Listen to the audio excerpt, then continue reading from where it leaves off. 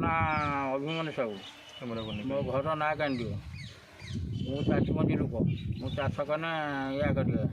ତେଣୁ ମୋ ଘର ବିଲ ଆଣିକି ବଖରା ଟୁକୁରା ଏମିତି କରିକି ମୁଁ ଚଳୁଛି। ତେଣୁ ମୁଁ 110 ବସ୍ତା ଧାନ ମୋ ଖଳାରେ ରଖିଦେଇଥିନି। ଅନଲାଇନ୍ ହେଲେ ମୁଁ ଦେମି। ମୁଁ କାଲି ନା ପରଦିନ ଯିବା ବେଳକୁ ମୋର ସେ ଧାନ ମୋଟେ ନାହିଁ। ଧାନ ଦେଖିଲା ବେଳକୁ ଧାନ କୁଆଡ଼େ ଗଲା। ଏତେ ସବୁ ବାଟ ମରା ହେଇଛି। ପାଖରେ ବି ଇଟା ଏପଟ ପକାଉଛନ୍ତି।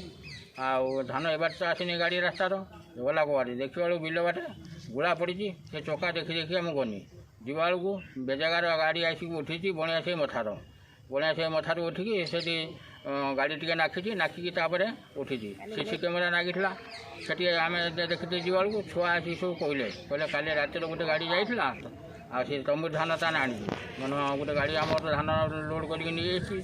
ତେଣୁ କାର୍ଡ଼ ଗଲା କେଉଁ ଗାଡ଼ି କହିଲା ଆମେ କହିପାରିବୁନୁ। ଆଉ ସେ ମେସି ଗାଡ଼ି ଯଦି କାର୍ଡ଼ ମେସି ଗାଡ଼ି ଦେଖିଲା ବେଳକୁ ରଙ୍ଗା ଦାସ ମେସି ଗାଡ଼ି। ସେଇ ଗାଡ଼ିର ଲକ୍ଷ୍ମୀଧର ତା ବାପ ନା ଆଉ ଯଦୁ ଆଉ ରଘୁ ସେ 2 ଜଣ ଆଉ ସେ ଡ୍ରାଇଭର 3 ଜଣ ଲୋଡ଼ କରିକି ଧାନ ନେଇ ଆସିଛନ୍ତି ବୋଲି ମୁଁ ପ୍ରମାଣ ଠିକ୍ ପାଇଗଲା ପରେ ସିସି କ୍ୟାମେରା ଯାଇ ଦେଖିନି। ଆଉ ଗାଡ଼ି ଶବ୍ଦ ହେଉଛି କେଉଁଠି ହେଉଛି ଆଉ ସେମିତି ପରିଷ୍କାର ହେଇପାରିନି। ତେଣୁ ଏ ପିଲାଙ୍କ କଥା ବୋଧେ ମୁଁ ଏକମତ ହେନି ହେଇକି ତାପରେ ସେ ଗାଡ଼ି ଖୋଜିନି। ଗାଡ଼ି ଖୋଜିବା ବେଳକୁ ସେ ଧାନ ବିକି ଦେଇକି ସେ ଗାଡ଼ି ଧରା ପଡ଼ିଲା। ମୁଁ ଆଣିକି ଆଜ୍ଞା ଥାନା ଏଫଆଇଆର୍ ଦେନି। ଏଫଆଇଆର୍ ଦେଲା ପରେ ସେ ଗାଡ଼ି ଧରିଲେ।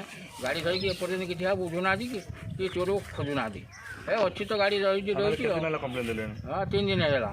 3 ଦିନ ହେଲା ନା ଇଏ କହୁଛନ୍ତି ଧରା ହେବ ତ ଏମିତି କାହିଁ ତମେ ବ୍ୟସ୍ତ ହେଉଛ।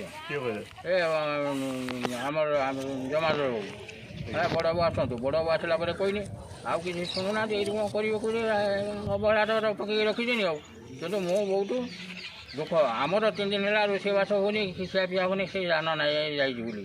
କିନ୍ତୁ ଆମର ମନ ଭିତରେ ବହୁତ କଳ୍ପନା ସବୁବେଳେ ଲୁହ ବହୁଛି। ମୁଁ ଯେଉଁ ପରିଶ୍ରମ କରିକି ଧାନ ନେଇଥିନି ଏବେ ମୁଁ ଚାହୁଁଛି ସେ ଚୋର ଯିଏ ଚୋରି କରିଛି ମୋ ଧନ ଫେରୁ। ସେ ପୁରା ଦଣ୍ଡ ପାଉ 5 ବର୍ଷ ପର୍ଯ୍ୟନ୍ତ ସେ ଜେଲରୁ ନ ଆସିବ।